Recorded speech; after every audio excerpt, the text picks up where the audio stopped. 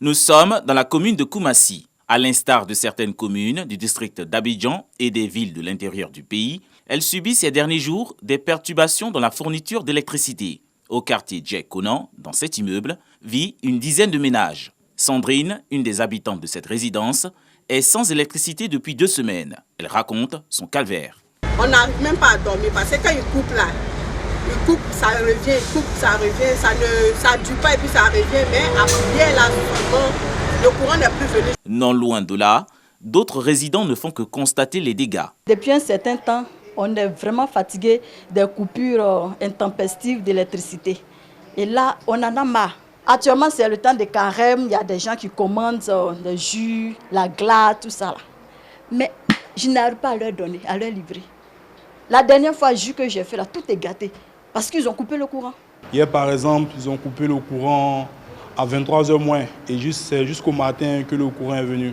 On a dû être obligé de dormir dans cette chaleur accablante là. À Port-Boué, même son de cloche chez la famille Kwame. Depuis le mois de mars, ça a commencé. J'avoue que bon, on n'apprend rien à personne. Hein. On sait que les effets sont tout à fait néfastes, les coupures de courant. Parce que lorsque les appareils sont en marche et qu'il y a interruption du courant, naturellement ça bousille les appareils.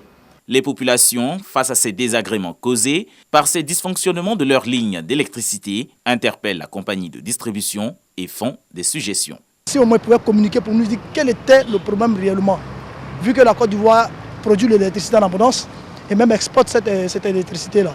On consomme mal le fait que nous-mêmes qui sommes producteurs d'électricité ne puissions pas fournir l'électricité là en bonne quantité à notre propre population.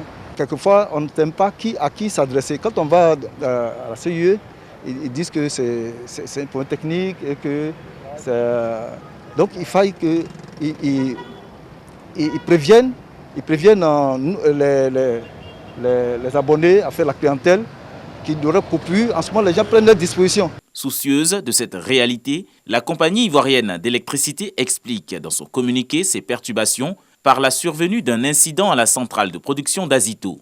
Déjà à pied d'œuvre, elle assure dans cette déclaration mobiliser ses services pour un retour à la normale dans les plus brefs délais.